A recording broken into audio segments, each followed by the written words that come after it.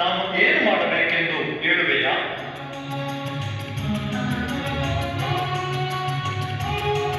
ಸಹೋದರ, ಧರ್ಮಶಾಸ್ತ್ರದಲ್ಲಿ ಇದರ ಕುರಿತು ಏನು ಬರೆದಿದೆ ಎಂದು ನೀನು ಬಲ್ಲೆಯಾ? ಹೌದು ಗುರುವೇ, ನೀನು ಪ್ರಭುವಾದ ದೇವರನ್ನು ಪೂರ್ಣ ಹೃದಯದಿಂದ, ಪೂರ್ಣ ಪ್ರಾಣದಿಂದ, ಪೂರ್ಣ ಶಕ್ತಿಯಿಂದ ಮತ್ತು ಪೂರ್ಣ ಮನಸ್ಸಿನಿಂದ ಪ್ರೀತಿಸಬೇಕು. ನೀನು ನಿನ್ನನ್ನು ಪ್ರೀತಿಸುವಂತೆ ನಿನ್ನ ನೆರೆಯವರನ್ನು ಪ್ರೀತಿಸಬೇಕು ಎಂದು ಬರೆದಿದೆ. ಸಹೋದರ, ನಿನ್ನ ಉತ್ತರವು ಸರಿಯಾಗಿದೆ. ನೀನು ಹಾಗೆಯೇ ಮಾಡು. ಆಗ ಖಂಡಿತ ನಿನಗೆ ಅಮರ ಜೀವನ ದೊರೆಯುವುದು. ಆದರೆ ಸ್ವಾಮಿ, ನಾನು ಪ್ರೀತಿಸಬೇಕಾದ ನೆರೆಯವನೇ ಯಾರು? ಸಹೋದರ, ಇಲ್ಲಿ ಕೇಳು.